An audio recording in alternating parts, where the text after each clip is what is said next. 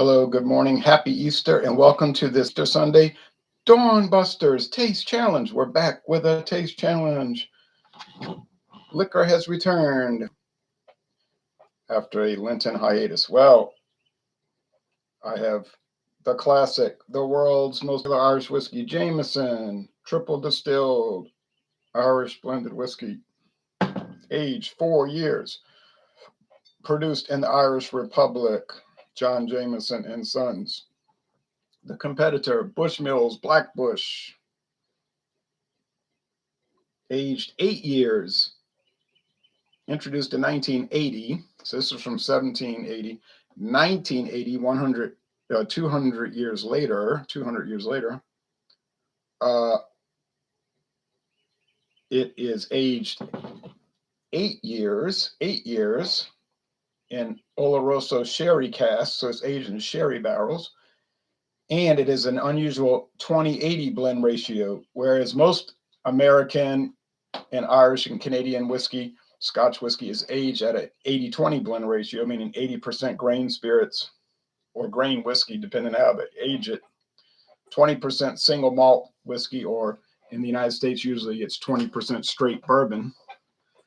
But the Black Bush is more expensive because it's flipped. It's 20% grain whiskey, and it's 80% single malt whiskey. So how you like that? Now take off the foil cap.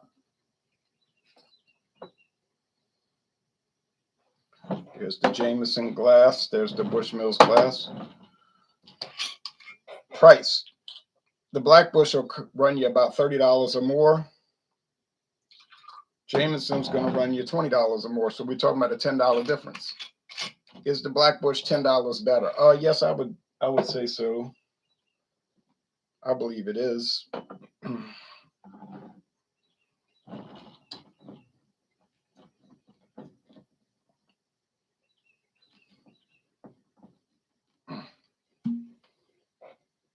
Cork. Particle board cork. You know, the chips of cork, but I got to moisturize it. These things will dry rot. I've had that problem before. Pulled the cork and it stayed in the bottle and broke. And then it was a big pain to get the cork out of the whiskey. All right, so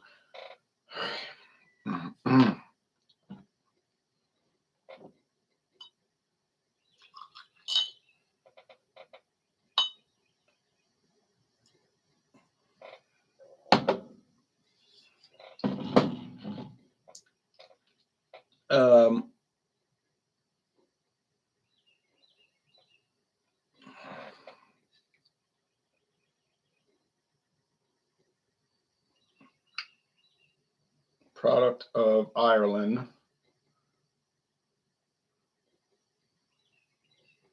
Bushmills Distillery. But that's Northern Ireland, actually.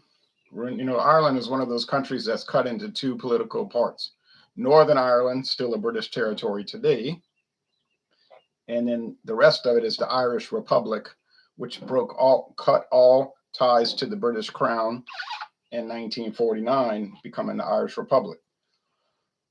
You got Korea, north and south, Dakota, north and south, Virginia, west, and then Virginia. You know what I mean? Honduras and British Honduras, known as Belize today, but it used to be British Honduras when I was growing up. That's what it was called. Ireland, Northern Ireland, Cyprus, Northern Cyprus,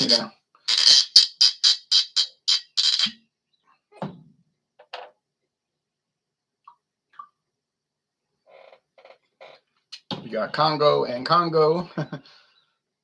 Two countries called Congo because there was the French Congo and the Belgian Congo.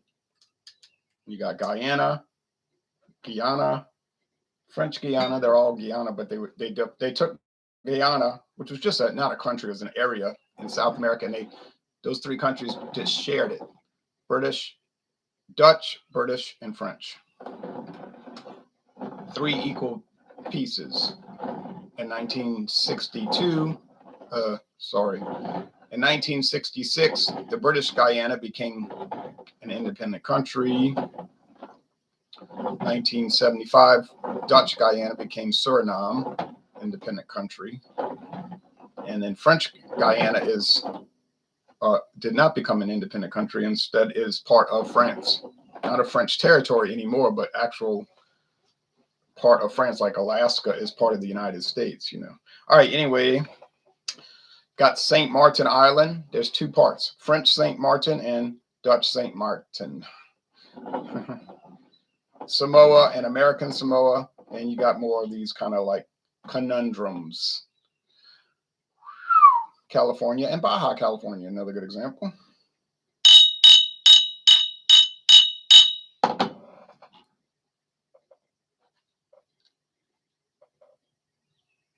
Salsa tequila, please. It's on the way. I have it lined up. I got the gold and the silver.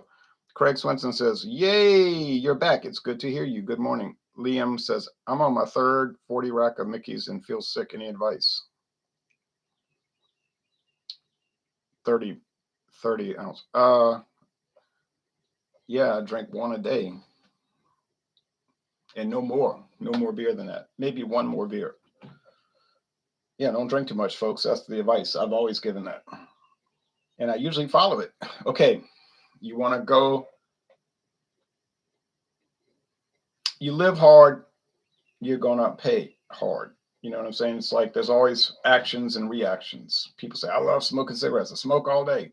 Then later they'll say, I got COPD. I can't breathe right. I damaged my lungs. Well, yeah. Okay, we get that.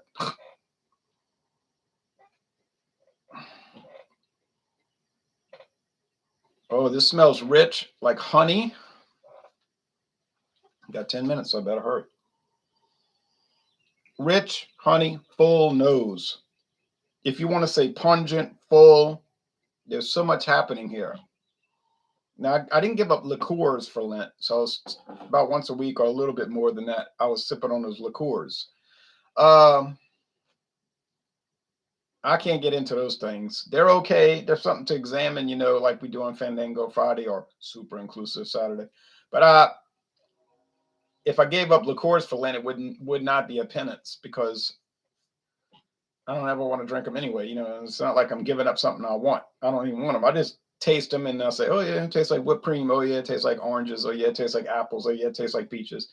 But to say I want to drink them, nah, I honestly don't. What about whiskey? Oh yeah, well I get excited about the taste challenges and trying the different products and all. So that was a major penance because I just kept thinking, you know, 43 days left, 42. And then yesterday I was like, 1 day left. Yeah. And you might say, you can't give it up. You're addicted to it. Well, I gave it up.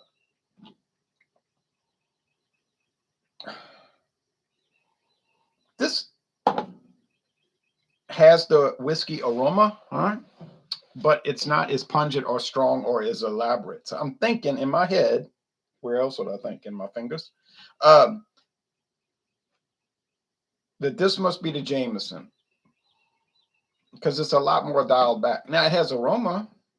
It has a pleasant aroma. It has pleasant characteristics in the nose and everything, but it just doesn't seem to be as forward in the nose with excitement. But nonetheless, I don't know yet. I have not tasted them. I mixed them up well enough. I don't know which is which. I got tags at the bottom of the glasses. So here we go. Cheers, everybody. Happy Easter.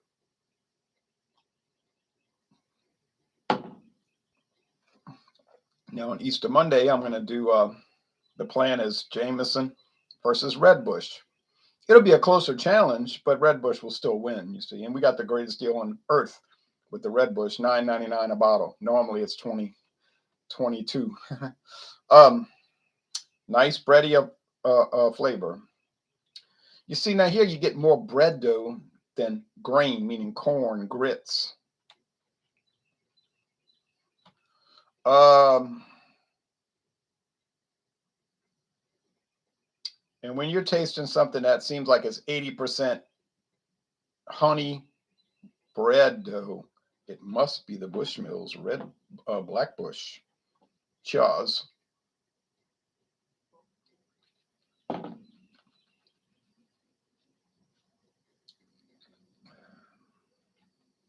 All right. hey, it's fine, you know, it's fine. But it's got that sharp, kind of bitey grain alcohol thingy going on. It's like round. Now, people will say, oh, American blended whiskey, Canadian, my nose is itching. Canadian blended, is that hair? My nose. Canadian blended whiskey is brown vodka. Wrong.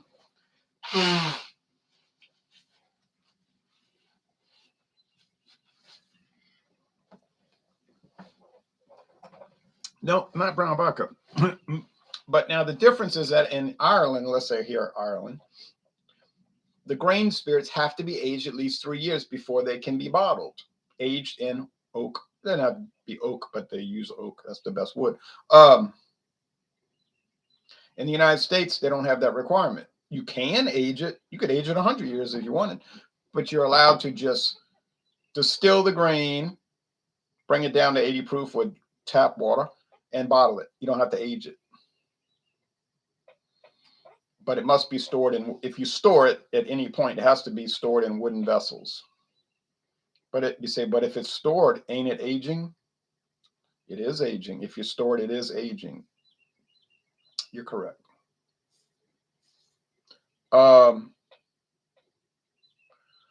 So theoretically, and this is theory, not reality, practical reality, but theoretically, if you aged grain neutral spirits, which is usually 100% corn, doesn't have to be corn at all, could be rice for all that, but it's corn is cheap. So theoretically, if you aged it, or let's say stored it in a wooden vessel, but if it's a big wooden vat, different. If it was a closed barrel and it was a never before used charred oak barrel, which they ain't gonna age it in that, then it would be bourbon, even after 1 day.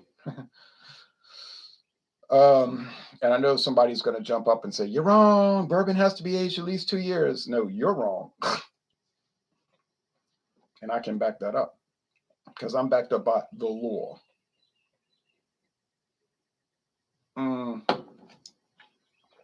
But they're not going to use charred oak because then it wouldn't be neutral anymore. It would take on color and a flavor, and that's not what they want.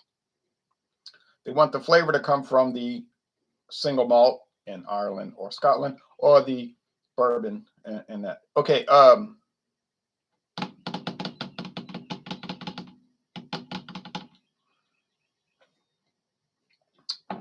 Well, that is very noticeable sherry. I don't know what Oloroso sherry is really. You know what I'm saying? No, I mean, I don't really know about sherry, but I like what I've had in the world of sherry. And this has and it's a strong wine. You see, sherry is a fortified wine. It's a wine fortified with liquor, like say brandy, which is also from grapes and so it makes the whiskey have like a wine type thing going on with it. But sherry is a very strong wine. You couldn't drink a whole glass of sherry like drinking a glass of wine. I mean, you could, but you'd be like this fella here that was talking about he drank 3 40-ounce bottles of Mickey's and he's feeling terrible because that's how you're going to feel. That's why the sherry glasses be real small. Some states like New York State don't allow sherry in a wine store. It's called liquor. It's considered a type of liquor, really. How do, Ronald Rue, says Beer Hounds. I'm fine. How are you doing? And Grant Gallagher says, Happy Easter Sunday. Happy Easter to everybody. Now, this is the Bushmills, and that's the Jameson. This one is better. That one's not as good. That being said, does that make the Black Bush way better, superior, just extraordinarily better? Well, I don't know about all that hype, but it's a $10 better product. It costs $10 more and it tastes $10 better. Simple as that. Does that always happen? No. In fact, most of the time when I do these matchups, it doesn't justify the price. You know, the winner doesn't really, sometimes it doesn't even win, which is the scary ones, you know, but would I buy it again? Yeah, theoretically, I would. Would I recommend it? Absolutely. If you're into Irish whiskey, you gotta buy Bushmills Black Bush. You got to do it. So here we go. It's the winner. Yep, there it is. You thought I was going to come off a Lent and get it wrong? Did you believe such a thing was going to happen? Now you're saying you're a sneak because you set it up that way. You intended for it to be Jameson versus Bushmills Black Bush so you could come off, start Easter off winning.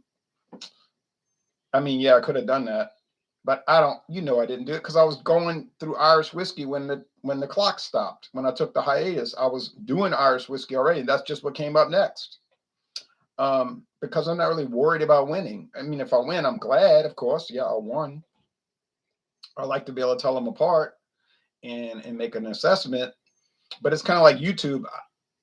I'm not running after subs. Some of these people, they fret themselves to death. You watch their video, half the video is about, please help me get subs. I'm almost to this number. We can do it, guys. Let's get together.